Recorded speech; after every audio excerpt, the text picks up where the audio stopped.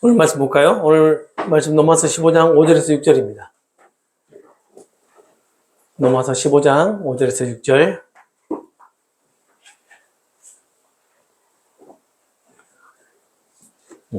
다 찾으셨으면 우리 함께 읽겠습니다. 이제 인내와 위로의 하나님이 너희로 그리스도 예수를 본받아 서로 뜻이 같게 하여 주사 한 마음과 한 입으로 하나님 곧 우리 주 예수 그리스도의 아버지께 영광을 돌리게 하려 함이라. 아멘. 자, 우리 인사 나눌까요? 예수 세스티노 크리스토스. 예수 세스티노 크리스토스. 예수 세스티노 크리스토스. 예수 세스티노 크리스토스. 예수는 그리스도이십니다. 다음 우리 아가포카이 에올로그엔 예수. 아가포카이 에올로그엔 예수. 예수님 안에서 사랑하고 축복합니다. 옆에 계신 분들한테 손 올려주시고, 아가포카이 에올로그엔 예수. 아가포카이 에올로그엔 예수. 사랑하고 축복합니다. 우리 김종희 집사님, 왜 입에서 피가 나셨어요? 면도하다가. 면도하다가? 감사합니다. 이 면도까지 하고 오시고. 아니, 딱 뵀는데 피가 이렇게 막, 지금도 피가 좀 맺혀 있어요. 그래서 좀 닦아드리긴 했는데, 아이고. 다음부터는 피 나도록 면도하지 마세요. 얼마나 멋져 보이시려고. 그러니까. 자, 사도 바울은 로마서 15장을 시작을 하면서 믿음이 강한 자들은 믿음이 약한 자들의 연약함을 품으라고 얘기를 하죠. 이 연약함을 품으라는 의미가 무엇일까를 곰곰이 생각해 보니까 공동체 안에서 함께 믿음이 성장하고 하나가 될 수 있도록 배려하라라는 그런 의미였던 것 같아요. 바울은 믿음이 강한 자들에게 복음 안에서 충분하게 누릴 수 있는 자유가 있다라고 얘기를 합니다. 그러죠? 우리도 그 자유를 누리고 있어요.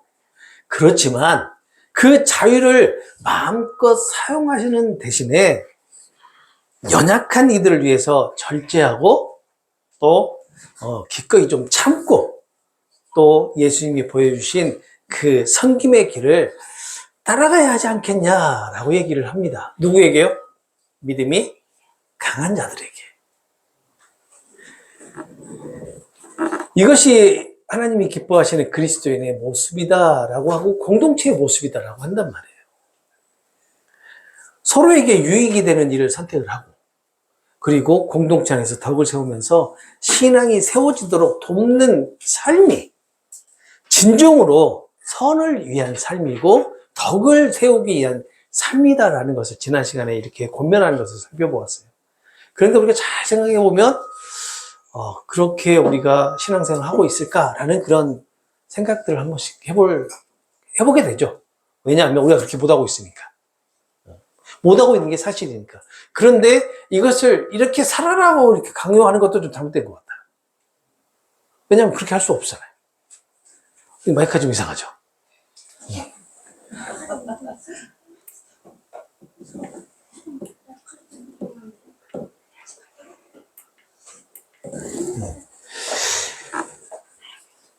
그런데도 바울은 계속해서 우리에게 선을 위한 삶을 살아야 되고 더 덕을 또 세우기 위한 삶을 살아야 된다라고 얘기를 한단 말이에요. 그러면서 바울이 우리 이 노마교회 성도들에게 제시하는 게 뭐였냐면 예수님을 딱 본으로 제시를 해요. 예수님께서 살아내신 그 삶을. 그러니까 예수님께서 살아내신 삶이 33년의 삶이 아니에요. 공생의 기간 동안에 3년의 삶이에요. 그렇잖아요. 지금 바울이 얘기하고 있는 것은 33년의 삶이 아니라 3년의 삶밖에 안 돼요. 그래서 공생애를 시작하셔가지고 십자가에 달려서 죽으실 때까지의 그 기간 동안에 예수님께서 보여주신 걸 그대로 지금 얘기하고 있는 거예요. 본을 제시하는 거잖아요. 예수님은 하나님의 영광과 권세를 지니신 분이셨어요. 그렇죠? 하지만 그 영광을 자신을 위해서 사용했어야 안 했어요? 사용하지 않으셨단 말이에요. 오히려 죄인들을 위해서, 죄인 누구예요? 언약 백성들을 위해서 자신을 낮추시고 십자가의 고난을 기꺼이 감당하셨단 말이에요. 조롱당하시고 거절도 당하셨어요. 이렇게 그 모든 고통을 참고 받아들이셨다라고 지금 바울은 예수님의 삶을 본을 보이면서 얘기를 해주고 있는 거예요.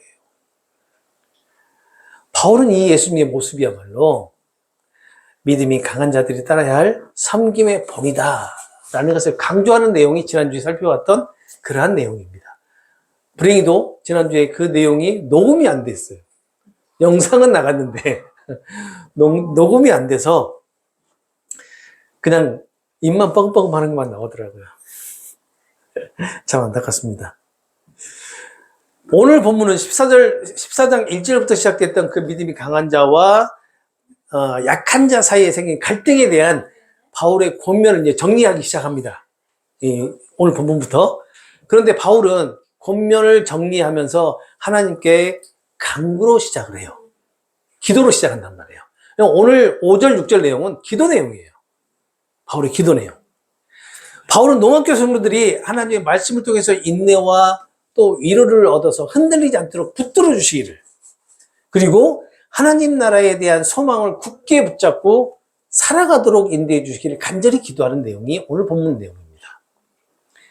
예수님의 본을 따라서 로마교회 성도들뿐만 아니라 오늘을 살아가는 그리스도인들도 서로 마음을 같이하여서 하나가 되고 서로를 판단하거나 정죄하지 않고 사랑으로 서로를 대하게 해주기를 간절히 바라면서 인내와 위로의 근원이신 하나님께 바울은 지금 간구하고 있는 그런 내용인 거예요.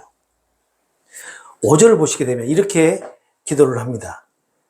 이제 인내와 위로의 하나님이 너희로 그리스도 예수를 본받아 서로 뜻이 같게 하여 주사라고 이렇게 기도를 하는데, 바울은 로마교회 성도들이 서로 다른 생각과 배경을 가지고 있다 하더라도, 다른 생각, 다른 신앙이라고 볼 수가 있겠죠. 각자 다른 신앙 가지고 있다고 하더라도 다툼이나 정죄가 아니라 하나님의 인내와 위로를 통해서 하나가 되기를 기도를 하고 있는 거예요. 여기서 바울은 헬라어 동사의 기원법을 사용을 해요. 기원법을 사용을 해서 하나님께서 그렇게 하시기를 원합니다 라는 그런 간절한 마음을 담아서 지금 기도를 하고 있는 겁니다. 그래서 5절을 다시 한번 이렇게 번역을 해보면 이렇게 할 수가 있어요. 인내와 위로의 하나님께서 그리스도 예수의 마음을 따라 너희가 누구예요? 로마교회 성도들, 믿음이 강한 자든 약한 자든 서로 같은 마음을 품게 해주기를 원한다, 이렇게 번역을 할 수가 있는 거예요. 이게 더 이해가 더 쉬우시죠? 앞에서 4절에서 바울은 인내와 위로 그리고 소망을 언급을 하면서 인내, 위로, 이 소망, 이것이 믿음을 지켜주는 내적인 힘이다라고 얘기를 한단 말이에요. 그러면서 5절에 다시 인내와 위로를 강조하는 그 이유가 무엇일까? 그것은 인내와 위로의 실제 공급자가 누구라는 거예요? 하나님이시다는 거예요. 하나님. 우리 그리스도인들에게 주어지는 그 인내와 위로, 소망의 실제 공급자가 바로 하나님이시다라는 것을 바울은 다시 한번 이 기도를 통해서 강조를 하고 있는 겁니다. 하나님의 말씀이 로마교회 성도들에게 인내와 위로를 전해주는 통로라면 그 인내와 위로의 근원이 바로 하나님이시다라는 그런 사실을 강조하고 있는 것이고, 이 하나님께 예수님이 보여주신 그 본을 따라서 로마교회 성도들과 그리고 오늘을 살아가고 있는 그리스도인 공동체가 진정한 연합을 이루게 해 주시기를 바울은 간절히 지금 기도하고 있는 것이라 할 수 있는 겁니다. 이것이 로마교회 성도들에게만 해당되는 것이 아니라 이 서신서를 수신하고 있는 현대의 모든 그리스도인들도 이렇게 바울의 기도, 간절한 기도를 지금 바라볼 수 있는 거예요. 왜 바울은 공동체에 이렇게 간절한 기도로 하나님께 간구를 하는 것일까? 개개인이 아니라 공동체, 로마교회가 대상이 되겠지만 오늘날 우리 현대 교회에도 대상이 되잖아요. 왜 그렇게 바울은 이 공동체를 향해서 이렇게 기도를 하는 것일까? 제가 나중에, 뒤에서 얘기를 하겠지만, 바울이 말하는 공동체의 하나됨은요, 단순하게 성도들 한 사람 한 사람이 이렇게 연합을 이루는 것이 아니라 예수님과의 연합과 연결이 돼요. 예수님과의. 그렇기 때문에 바울은 자꾸 이렇게 한 사람 한 사람에게도 물론 똑같은 얘기를 하는 것이겠지만 공동체를 향해서도 이렇게 하나가 되기를, 연합을 이루기를 간절히 원하는 마음으로 기도를 하고 있는 겁니다. 결국 바울은 14장 1절부터 15장 4절까지 이어온 이 권면의 중심이 바로 예수님의 삶에 있다라는 것을 그리스도 예수를 본받아라는 표현을 통해서 나타내고 있는 거예요. 그렇다면 예수님을 본받는다는 것은 어떤 의미일까?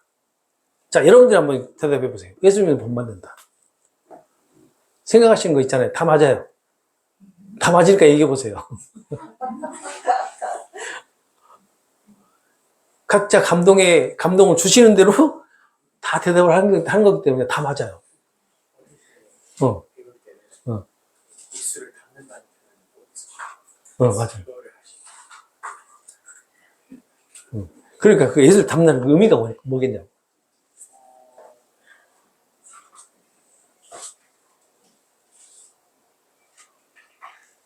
이렇게 질문하면 대답을 왜 못 하시는 이유가 뭐예요? 그냥 생각나는 대로 얘기하면 돼요. 그게 다 맞다니까요. 제자도의 삶. 정말 그것은, 뭐랄까, 저기, 박사학위까지 갔던 분들이 대답하는 그런 대답들이고, 그냥 편하게 대답해보세요. 생각나는 거 없어요? 예수님 닮아간다. 뭐 그냥 예수님이 따라가신 발자취를 그냥 따라간다? 뭐 그렇게 대답할 수도 있고, 예수님이 지셨던 십자가를 진다? 뭐 예수님이 하셨던 자기 부인을 내가 따라서 자기 부인을 한다? 뭐 여러 가지 대답할 수 있잖아요. 그죠? 그거예요. 그래요. 맞아요. 그거예요. 그런데 사실 우리는 예수님을 본받으는 말씀 들으면 왜 나는 그렇게 살 수 없다라는 것을 알면서도 왜 가슴이 뭉클해질까? 이상하게 그 말만 들으면 가슴이 뭉클해진단 말이에요. 여러분만 아니라 모든 그리스도인들은 예수님을 닮아가야 한다. 예수님을 본받아야 한다. 라는 이 말을 들으면 왠지 모르게 뭉클해져요. 왜 그럴까요? 왜? 예수님의 그 살아내신 삶이 너무나 완전하잖아요. 완벽하잖아요. 그리고 거룩하잖아요. 나와 그는 정반대잖아요. 완전하지 못하고 불완전하고 그리고 거룩하지 못한 내가 예수님의 그 완전하신 삶을 닮아갈 수 있을까? 본받을 수 있을까? 이런 생각에 뭉클해진단 말이에요. 물론 할 수 없다는 거 알아요. 할 수 없다는 거. 이게 단순하게 동기부여가 될 수도 있어요. 동기부여, 그리스도인들에게. 그런데 이 본받는다는 이 말은 단순하게 동기부여로 주어지는 말이 아니에요. 네. 잘 그걸 기억하셔야 돼요. 예수님을 본받는다라는 이 말은 단순히 겉모습을 따라서 우리가 흉내내는 것을 뜻하는 것이 아닌 거 알잖아요. 다 아실 거예요. 예수님께서 보여주신 온전한 순종, 조건 없는 사랑, 그리고 자기 희생의 삶을 우리가 마음으로 받아들이고 그 길을 따라가는 것을 의미한단 말이에요. 물론 우리가 그것을 마음으로 받아들이고 그 길을 따라갈 수 있다고 해서, 따라간다라고 해서 이렇게 표현을 했지만 그렇게 할 수 있는 것도 아니에요, 사실은. 그 희생의 결정이 뭐였어요? 절정이. 그 희생의 절정이. 그렇지, 죽음이었잖아요, 죽음. 그렇기 때문에 우리가 할 수 없단 말이에요. 우리가.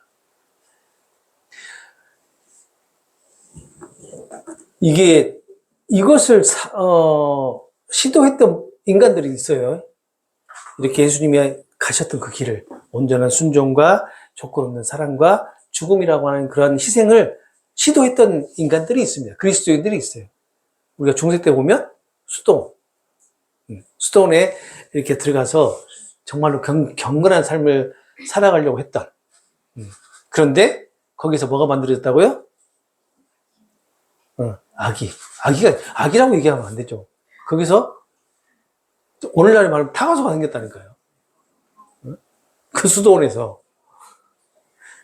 그러니까 우리 인간들이 순례자들도 있잖아요. 많이 시도를 해요.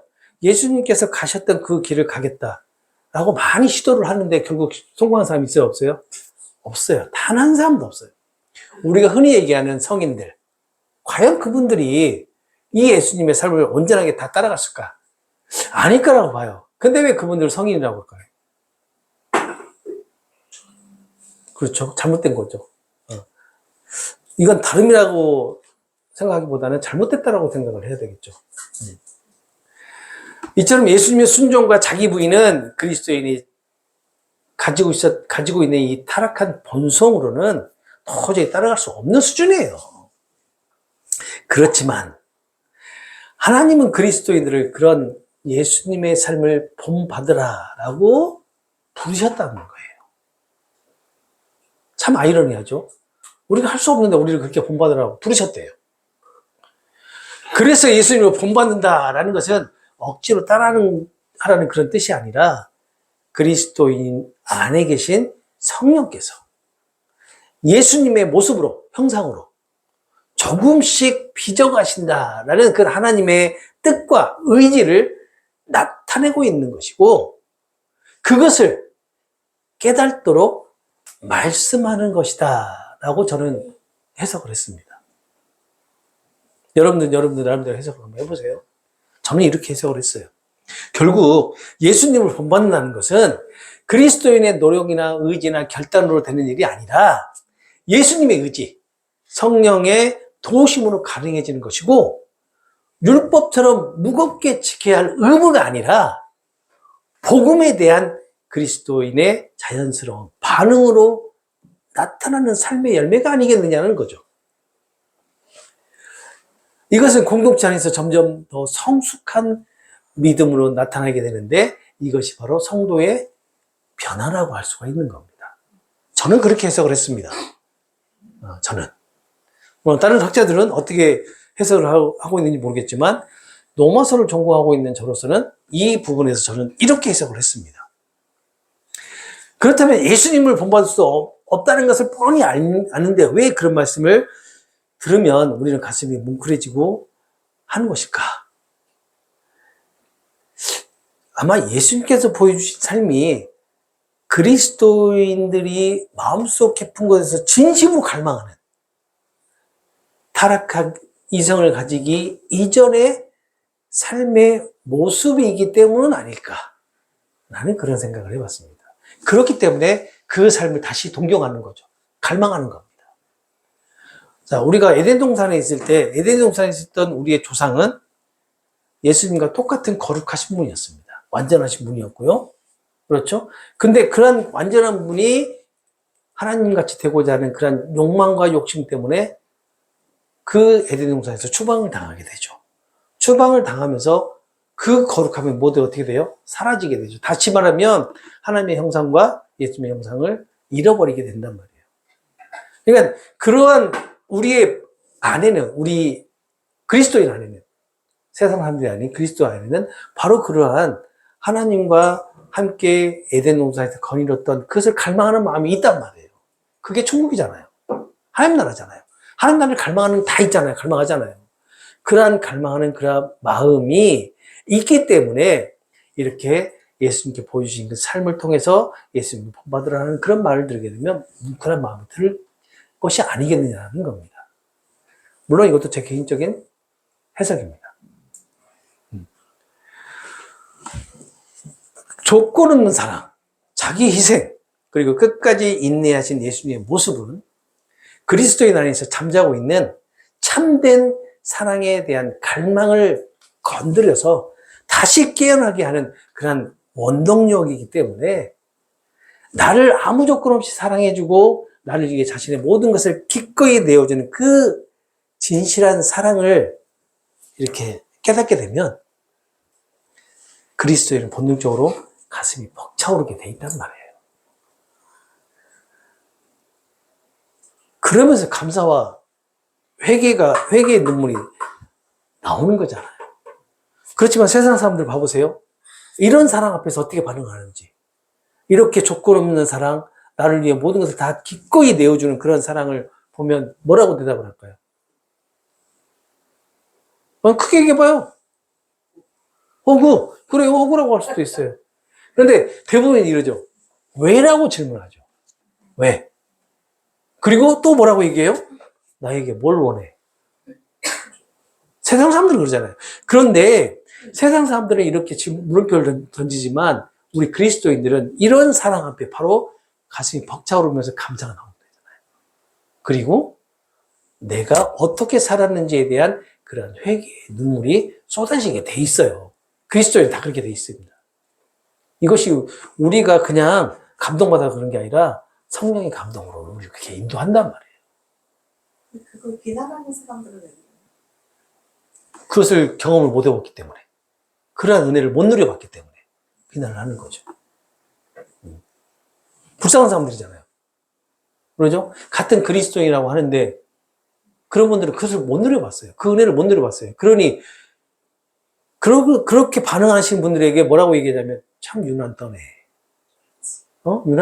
참 유난도 떠네. 그런단 말이에요. 근데 그런 분들은 진심으로 그러한 은혜를 받아보지 못했기 때문에, 경험하지 못했기 때문에 그런 거예요.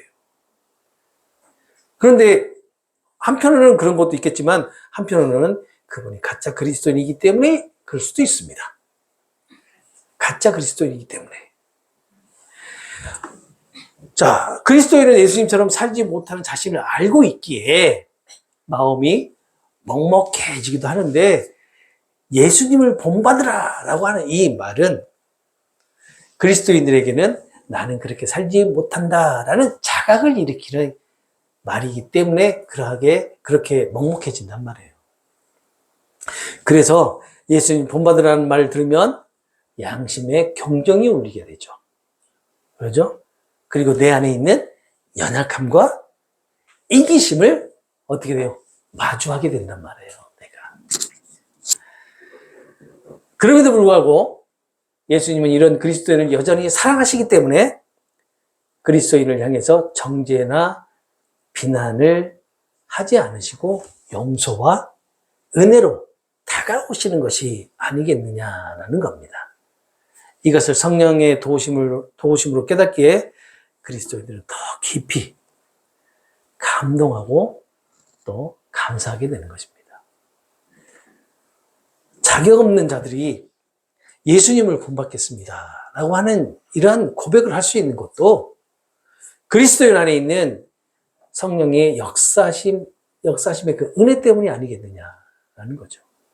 절대 그리스도인 스스로는 예수님을 본받겠다라고 하는 그런 고백을 할 수 없기 때문에, 만약에 고백을 한다 하더라도 그 고백은 지지된 고백이 아닌 나를 나타내기 위한 고백, 나를 감추기 위한 그런 고백일 것이라는 거죠. 이 예수님을 본받겠습니다라는 이 말씀이 단순히 이상적인 외침이 아니라 실제로 그리스도인을 변화시키는 하나님의 초대이고 능력이에요. 그리스도인은 이 말씀 앞에서 마음이 그래서 뜨거워질 수밖에 없는 겁니다. 지금 우리가 냉랭한데요. 예수님 본받자고 하는데 냉랭해요, 전부 다. 그런데 이 말씀만 들어도 그냥 막 눈물 팍팍 울리면서 막 우시는 분도 있어요. 또 여러분들은 지금 이미 이 은혜 가운데 있기 때문에 지금 냉랭하신 거예요.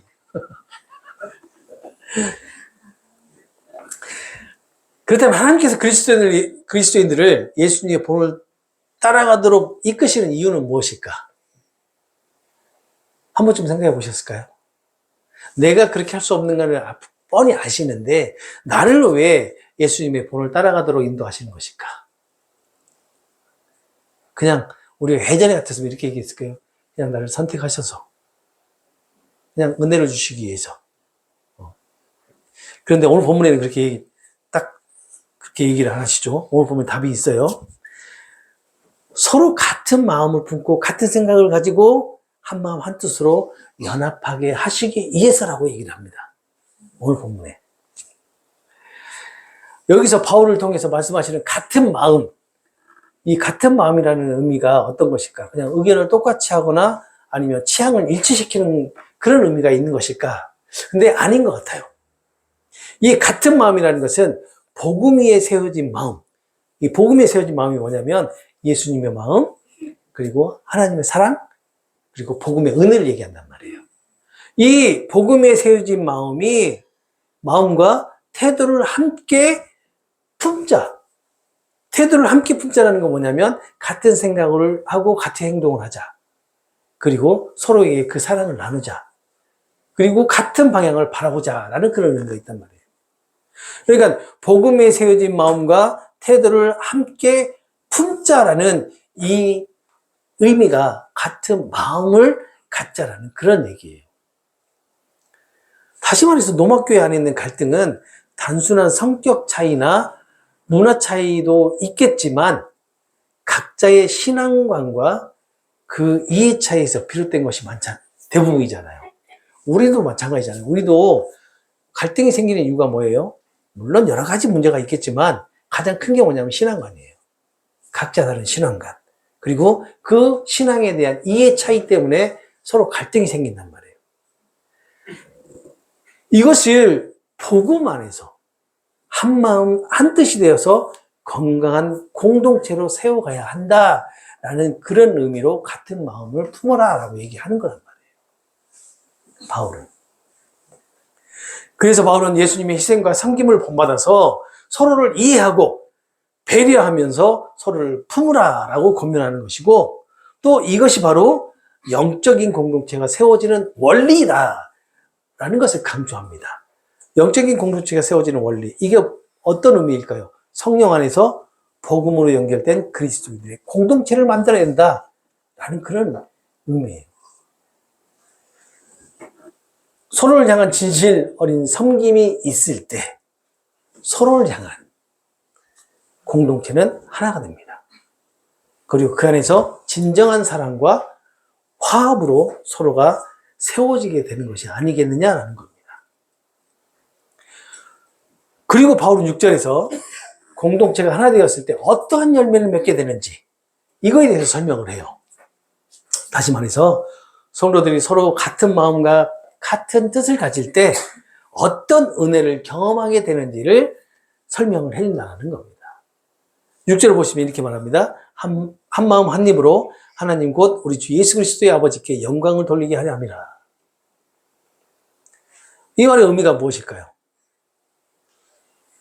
믿음의 공동체가 서로 화합을 하고 예수님을 이 본받는 삶으로 인도함을 받게 될 때 공동체 전체가 한 목소리로 하나님을 예배할 수 있게 된다. 영광을 올려드릴 수 있게 된다라는 그런 의미입니다.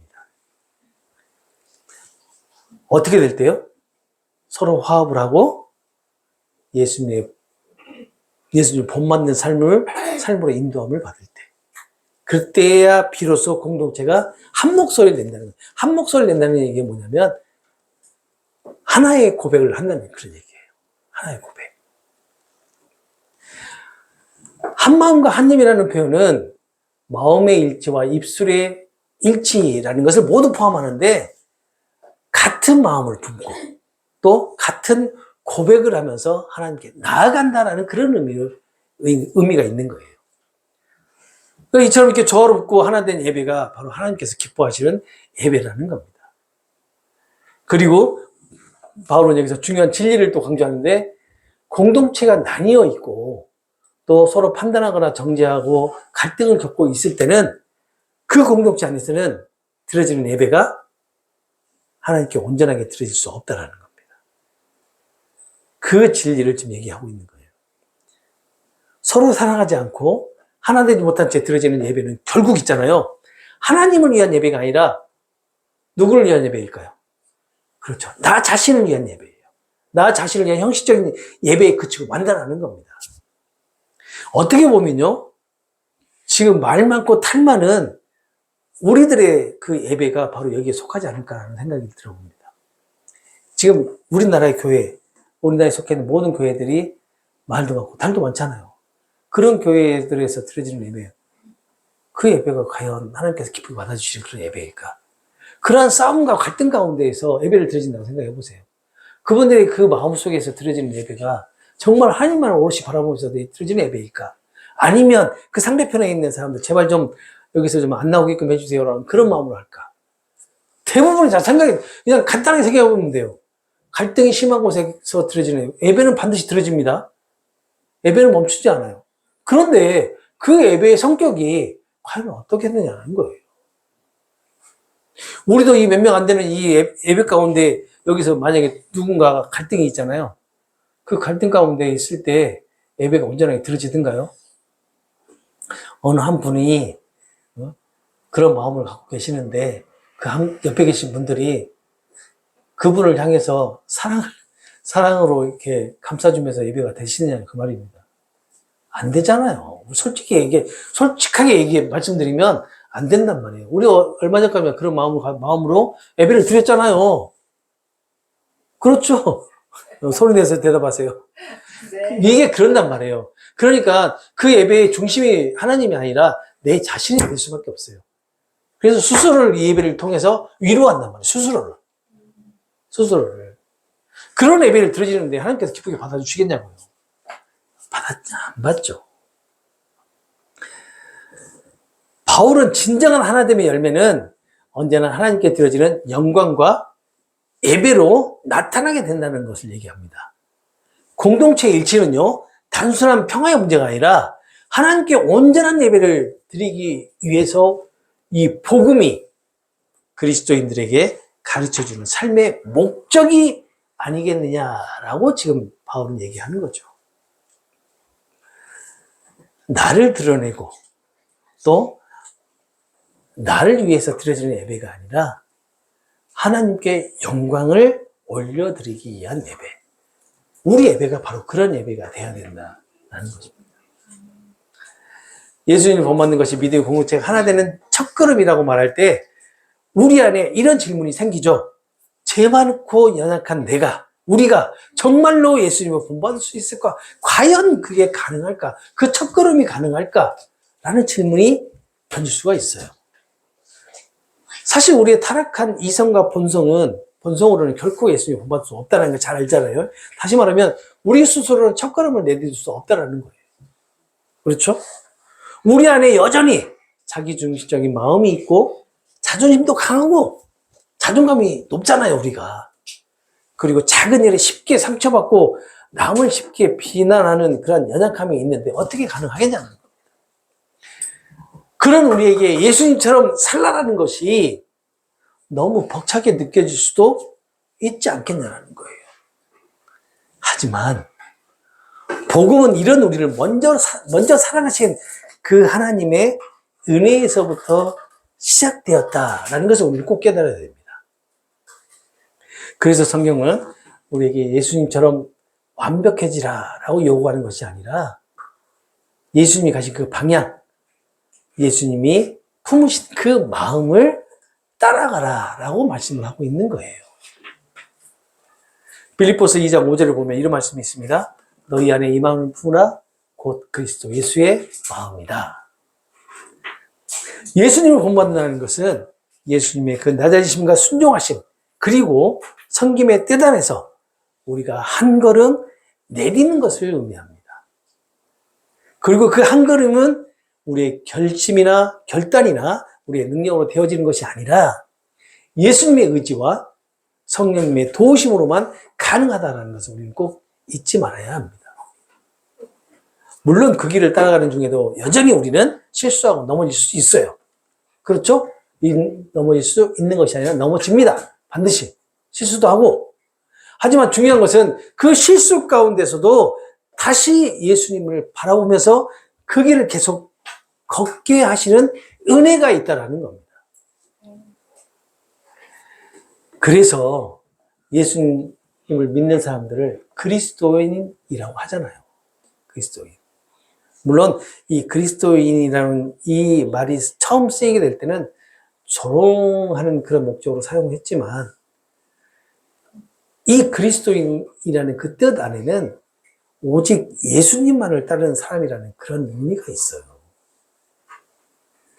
이것이 바로 예수님을 본받는 삶이고 그러한 걸음으로 인도함을 받을 때 우리도 점점 예수님의 뜻 안으로 스며들게 되고 또 이것을 닮아간다 라고 표현하는 것이 아닐까라는 생각을 해봅니다.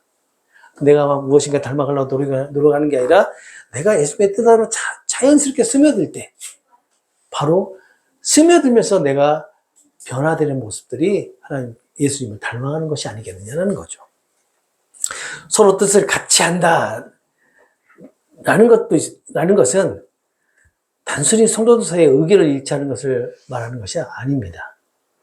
그보다 더 깊은 의미는 그리스도인들과 예수님 사이의 그 연합을 뜻한단 말이에요. 그래서 이것은 우리의 의지만 할 수 있는 일이 아니라 예수님의 의지와 그리고 역사하시는 성령의 은혜로만 이루어질 수 있는 일이라는 것을 우리는 꼭 기억해야 돼요. 결국 있잖아요. 죄로 가득한 우리 예수님 본받을 수 있습니다. 그것은 우리의 힘이나 능력 때문이 아니라 우리 안에 새롭게 하시는 성령님의 은혜 때문에 가능한 거예요.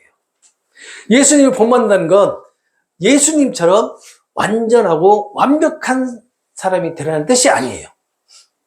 겸손히 순종하고 또 실패할 때 우리가 유한한 존재임을 깨닫고 묵묵히 다시 예수님을 바라보면서 걸어가는 삶을 살아가라라는 그런 의미이지 않겠냐는 겁니다. 왜 그리스도인들이 예배를 사모할까? 한번 생각해 보셨습니까? 예배 자리에 나오면서 왜 그리스도인들은 이 예배를 사모하게 될까? 아마 대부분 생각을 해보시지 않았을 거예요.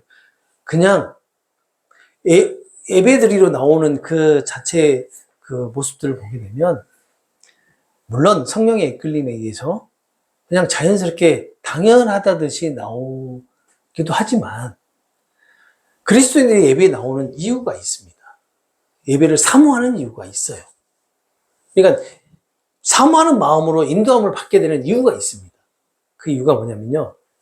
예수님을 통해서 그 예배를 통해서 하나님은 누구이신가? 하나님은 누구이신가? 그리고 그 하나님은 나와 어떻게 연결이 되어 있는가? 이것을 알아가는 시간이 예배예요. 그래서 예배를 사모하는 겁니다. 그래서 그리스도인들이. 그런데 이것을 모른 채 그냥 예배에 나와요. 그래, 우린 그러죠. 예배에 나오는 자체도 성령의 역사십니다. 그러니까 감사한 거다라고 얘기하지만 진짜 우리가 예배 사모하시는 그런 마음 가지고 있잖아요. 그 예배를 사모하는 마음이 어떠한 마음으로 예배를 그냥 나와서 예배 드리는 게 좋아서 이건 아니란 말이에요. 그냥 예배를 사모하는 마음이 이러한 이유 때문이라는 거예요. 예수님은 누구이신가? 그리고 그 예수님은 나와 어떠한 관계로 연결이 되어 있는가? 이것을 알아가는 시간이 바로 예배다라는 겁니다.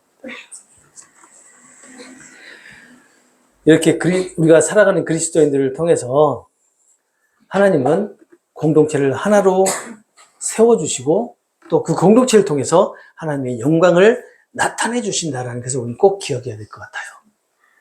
이 모든 것이 바로 죄 많은 우리를 통해서 이루어 가시는 복음의 기적이 아닐까라는 생각을 해봅니다. 복음의 기적이 뭐냐면요. 복음이 이루는 놀라운 변화라는 거예요.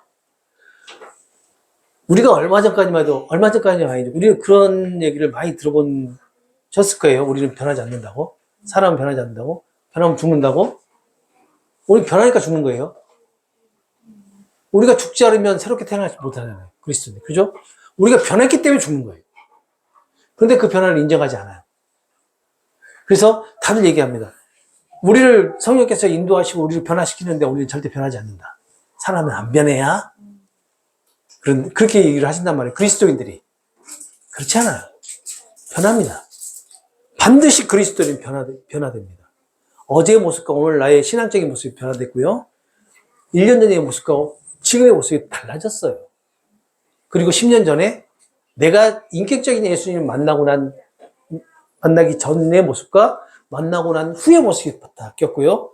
만나고 나서 그리고 10년 후에 내 모습이 반드시 변해져 있어요.